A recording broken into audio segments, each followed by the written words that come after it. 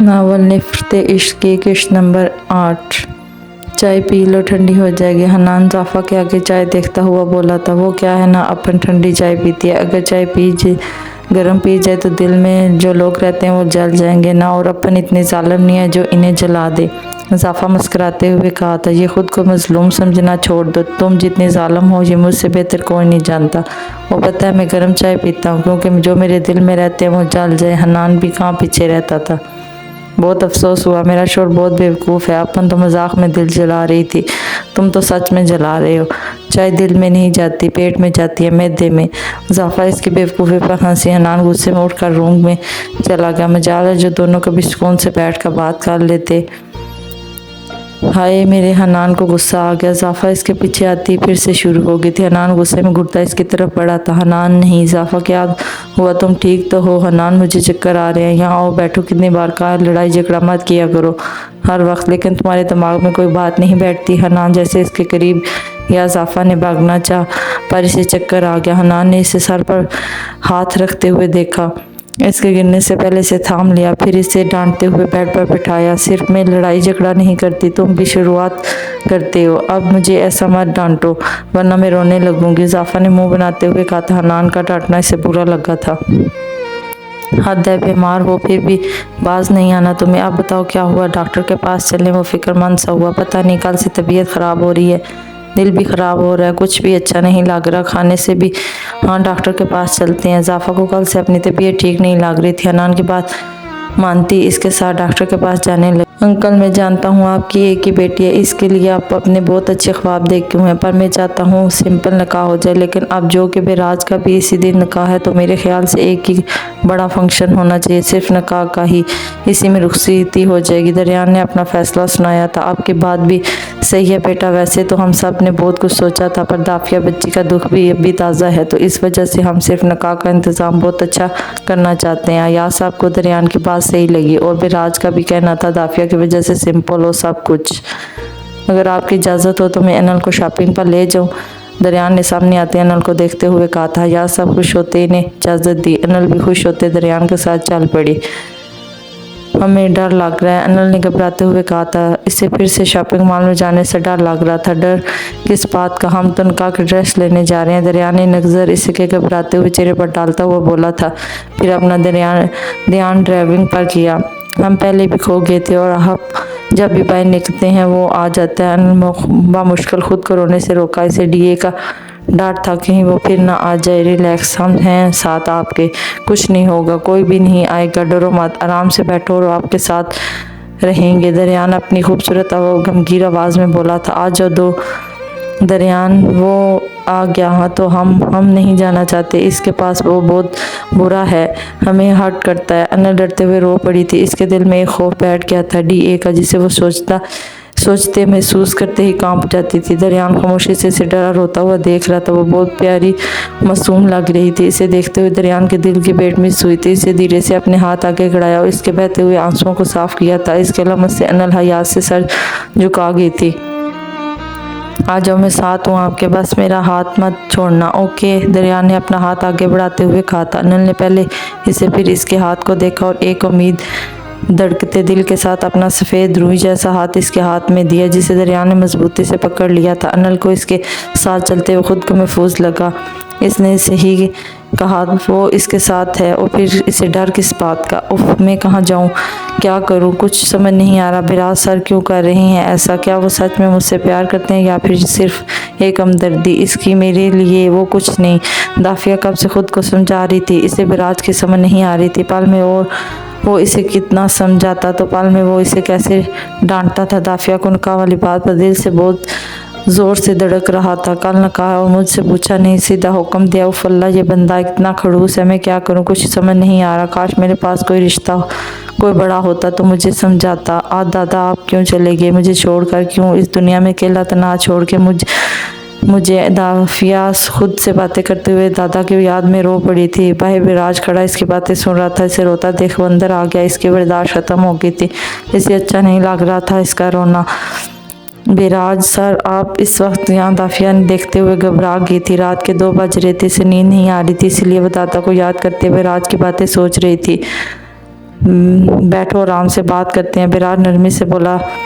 दाफिया भी अपने आंसू साफ करते हुए बैठ गई। देखो दाफिया, मैं सीधा बनता हूँ, मुझे जो कहना है मैं बोल चुका हूँ। तुम ये मत समझो कि मैं तुम पर रहम खाकर या तुम्हें अकेला समझकर निकाह कर रहा हूँ। नहीं, ये मेरे दिल की बात है। हाँ, मैं जानता हूँ मैं पहले तुम्हें पसंद नहीं करता था, लेकिन आस्ता आस्ता तुम मुझे अच्छी लगने लगी हो। इस दिन जब हम बेंच पर थे तब मेरा दिल तुम्हें देख कर तेज़ी से धड़का था। इस दिन मेरा दिल कर रहा था कि तुम्हारी हर बात पर यकीन करो, तुम्हें अपने दिल की बात बताऊं, लेकिन मौका नहीं मिला।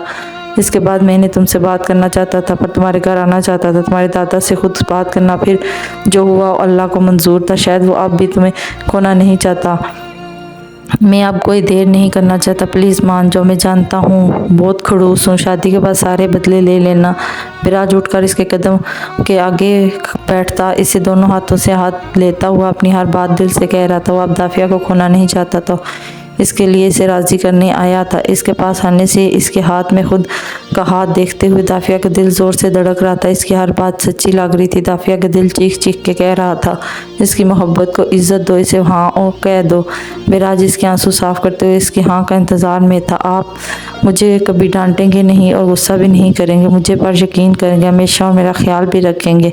बस बस यार, बाकी बातें बाद में। ये तुम्हें याद है कि ये ना बोल लूँगा तो ना तुम्हें ही मिस लूँगा। दाफिया ने मुस्कुराहट दबाते हुए अपनी फरमाइश की। बिराज इसकी बातें सुनता चुप करवाया और खुद मासूमियत से बोलने लगा। इसकी बातों पर दाफिया के हंसी आगे मुस्कुराता देखता बिराज भी मुस्कुरा गया। ये क्या है? बिराज ना समझी से बोला था। ये मेरी बेगुनाही का सबूत है, मैं चाहती हूँ आप इसे एक बार देख लें। मैं चाहती हूँ आप मुझे पर पूरा यकीन करें। मैं अब हमारे बीच कोई गलत फहमी नहीं चाहती। दाफिया अपना मोबाइल फ़ोन देखते हुए कहा था, जिस पर इसकी बेगुनाही का सबूत था। वो अपनी ज़िंदगी में आगे बढ़ने से पहले सब ठीक करना चाहती थी।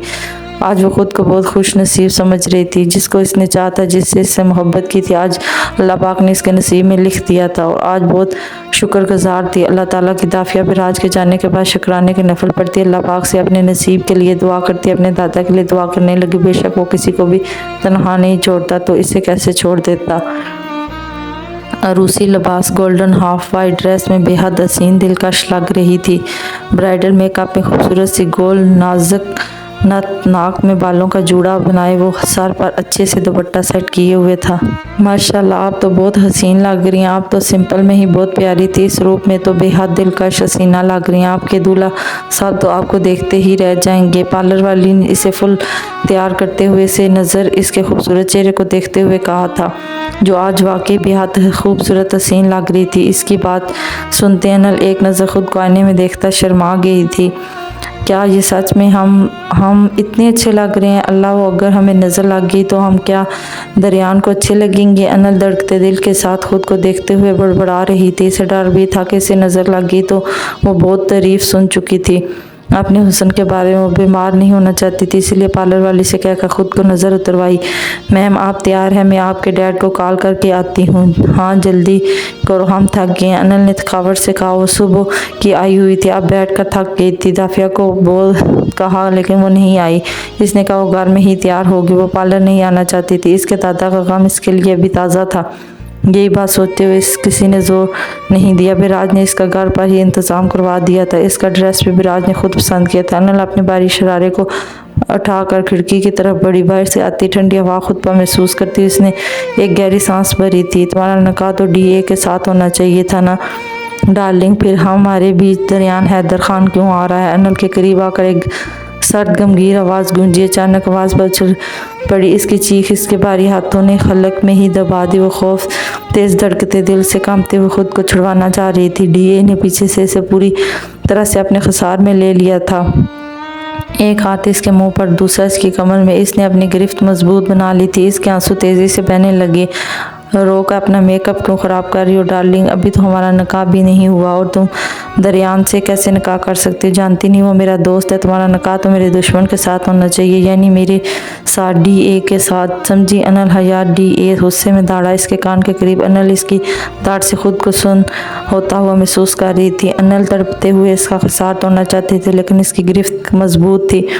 इसकी चौड़ी खनक की आवाज़ से इसकी खामोशी कमरे में गूंजी थी। और आराम से मेरी जान, वरना चोट लग जाएगी। आज शादी है हमारी, मेरी दुल्हन को सबसे अच्छा लगना चाहिए ना। डीए ने आराम से बोलते हुए आज़ाद किया था। कोई है। इसे खसार से आज़ाद होते दरवाजे की तरफ भागी, पर दरवाज़ा बंद होने की वजह से वह चलाते हुए पुकार रही थी। इसके आंसू तेज़ी से बह रहे थे। कोई नहीं आएगा डार्लिंग तुम्हें बचाने, यहाँ हम दोनों के अलावा कोई नहीं है, इसलिए खामोशी से मेरे साथ चलो वरना उठा के ले जाऊंगा। डीए पैंट की जेब में दोनों हाथ डाले सुकून से कहता चला आ रहा था इसके करीब। अनल रोते डरते पीछे होने पर दरवाजे से लगी रोते हुए सर नफ़ी में हिला रही थी।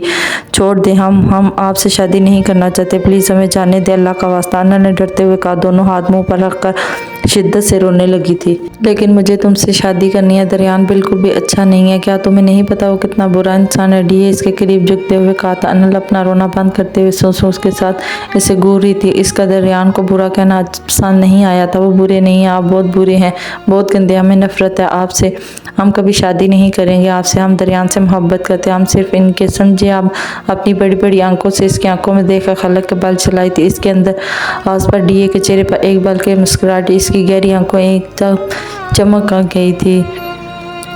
चेहरे से मास्क की वजह से सिर्फ आंखें ही देखी जा रही थी। वो फुल ब्लैक हुडी में था। तुम बहुत खूबसूरत, तुम्हें देखकर खूबसूरती जैसा एहसास होता है, तुम्हारी मासूमियत लोगों को झंझोड़ देती है। तुम सिर्फ और सिर्फ मेरी हो, तुम्हें किसी और का नहीं होने दूंगा। मैं तुम्हारा इंतज़ार हूँ, बहुत जल्द तुम्हें देखूंगा मेरी मासूम लड़की।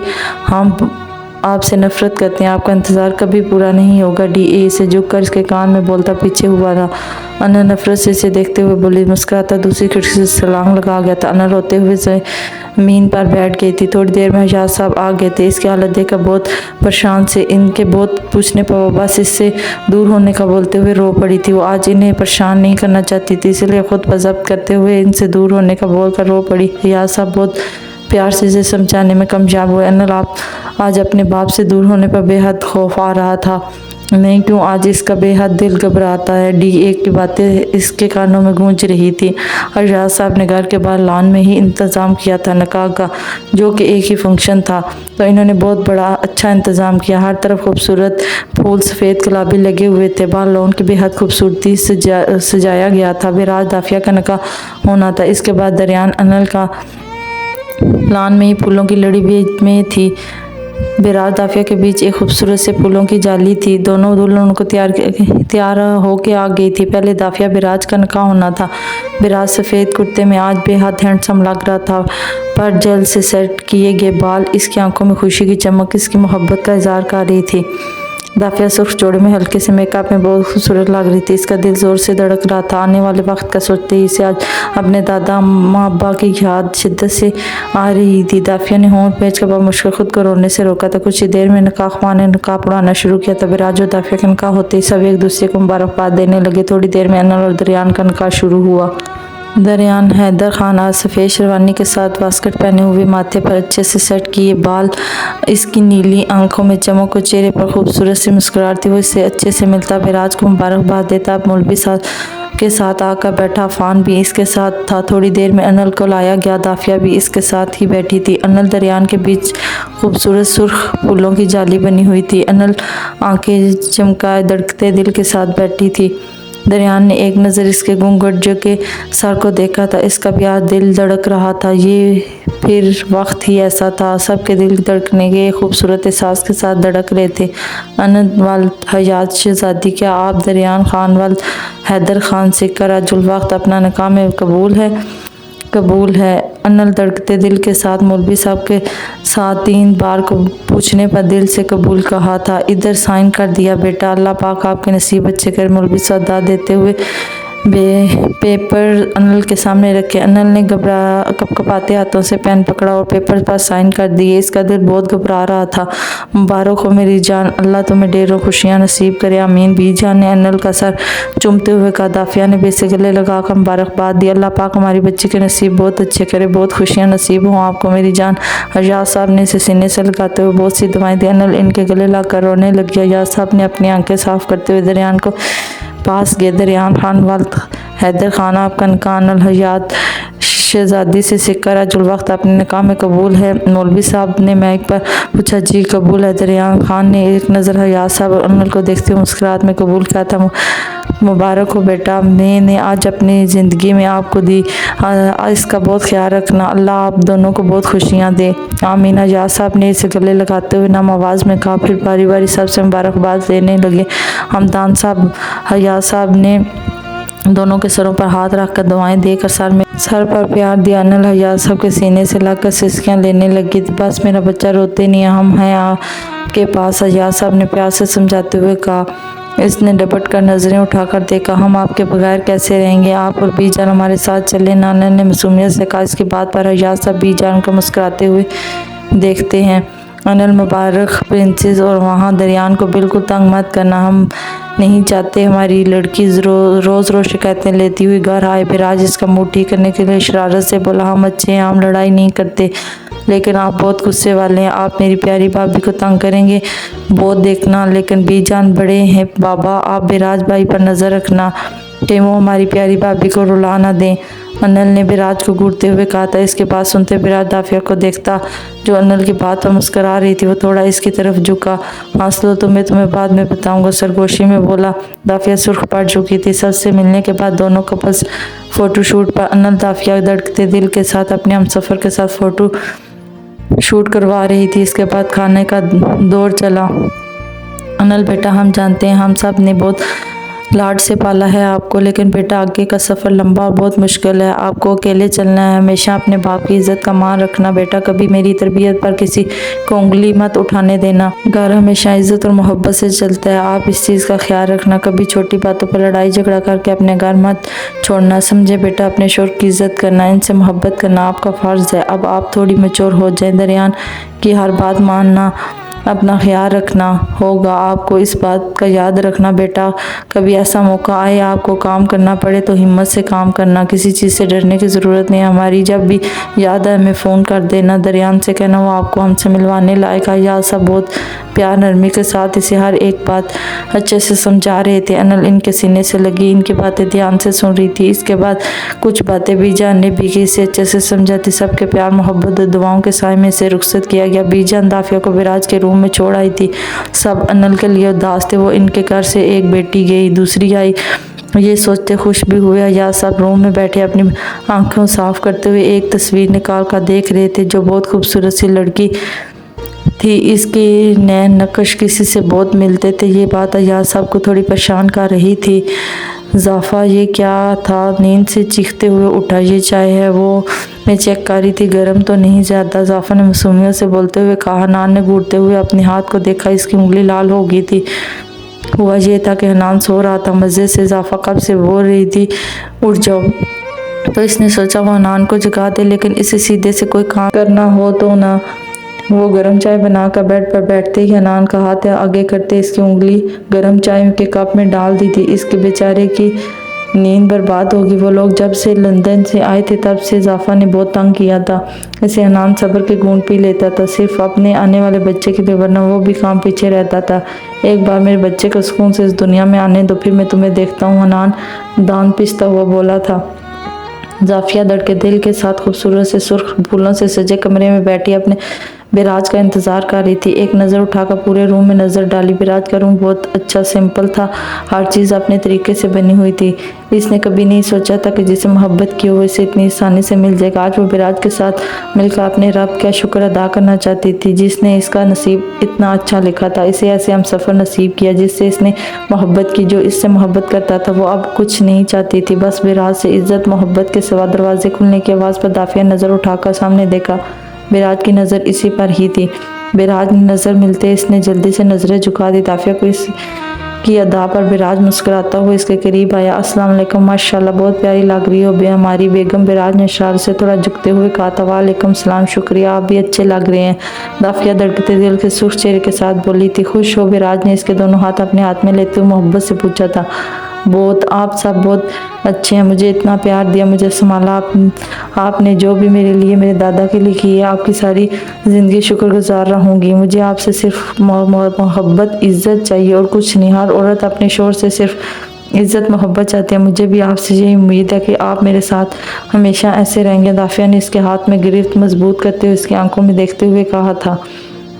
हमेशा वादा पर रो क्यों रही हो? वो दोबारा किसी एहसास की बात मत करना। वैसे मैं तो बहुत गुस्से वाला हूँ, पर शायद किसी नेकी का सिला हो तो मेरे लिए। मुझे तुमसे मोहब्बत नहीं इश्क हो गया। दाफिया हमेशा मेरे साथ रहना। बिराज नरमी से इसके आंसू साफ करते हुए मोहब्बत से चूर लहजे में बोला था। खूबसूरत से सुर्ख सफ़ेद गुलाबों के फूल से पूरे रूम को अच्छे से सजाया गया था। हर तरफ गुलाब के फूल फैली हुई खुशबू फैली हुई थी। अनल के दरियान के हाथ में हाथ दिए इसके साथ चलती हुई इसके खूबसूरत से रूम में अंदर दाखिल हुई। आपका घर बहुत खूबसूरत। अनल बेसाख्ता इसके खूबसूरत घर और रूम को देख कर बोल उठी थी, हमारा घर आप से हम दोनों का घर है। दोबारा ऐसे मत बोलना। दरियान पीछे से अपने खसार में लेता इसके कान में सरगोशी की थी। इसके करीब आने से अनल का दिल जोर से धड़का था। घबराए नहीं, मेरी तेज धड़कन तो यही बता रही है। दरियान ने गमगीन लहजे में सरगोशी से कहा था, हमें चेंज करना चाहिए। अनल ने अपनी धड़कनों का शोर को कम करते हुए कहा था, इतनी जल्दी क्या है? गिफ्ट नहीं चाहिए? अच्छा जाओ चेंज कर लो, फिर देता हूँ। इसकी झुकी नजरें, सुर्ख गाल, लर्जती पलकें देखता हुआ बोला था, गिफ्ट किस लिए? गनी पलकों को जल उठाती कपकपाती आवाज में बोली। दरियान को आंखों की तपश ने से दोबारा आंखें झुकाने पर मजबूर कर दिया। जो चेंज कर लो, आराम से बात करते हैं। दरियान नरमी से कहता इसके माथे पर बोसा देता पीछे हुआ। इसके पीछे होते अनल ने आंखें खोली। दरियान हमें डर लग रहा है। अनल ने दरियान के सीने में सर रख के खौफ से कहा था, किस बात का डर? मेरे साथ होते हुए तुम्हें डर क्यों लग रहा है? दरियान ने आस्था से इसके बालों में हाथ फेरते हुए कहा था, हमें आपके साथ डर नहीं लगता, लेकिन वो मार्क्समैन वो बहुत बुरा है, हमें बहुत डर लगता है। आज भी पार्लर में आया था, आपके बारे में बहुत बुरा कह रहा था। अनल ने मासूमियत से कहा, अच्छा फिर मेरी मासूम सी बीवी ने क्या कहा? हमने इनकी बात नहीं मानी, वो बुरे हैं, आप अच्छे हैं बहुत। हम आपसे बहुत मोहब्बत करते हैं, हम हमेशा आपके साथ रहेंगे, आप कभी हमें मत छोड़ना। अनल ने मुस्कुराते हुए अपनी मोहब्बत का इजहार किया। और मैं तुमसे नफरत इश्क करता हूँ, तुम हमेशा मेरी रहोगी। अब मेरे अलावा कभी किसी के बारे में सोचना भी मत। जो चीज़ मेरी होती है वो सिर्फ मेरी होती है, याद रखना। दरियान ने इसकी तरफ करवट लेते हुए इसके चेहरे से बाल हटाते झुक कर इसके माथे से अपना माथा टिकाते हुए बोला था। इन दोनों की आंखें बंद थी, इनके बीच खामोशी थी, लेकिन इनके धड़कने शोर मचा रही थी। उठो यार, ये क्या तमाशा बना रखा है? नहीं, पहले मुझे वो ला कर दो, फिर ही उठूंगी। हर बात पर जिद अच्छी बात नहीं है। अब चलो शाबाश, उठ जाओ मेरी जान। हनान प्यार से कहता है। इसे नीचे से उठाने के लिए अपना हाथ आगे बढ़ाया। जाफर ने गुस्से से इसका हाथ झटक दिया।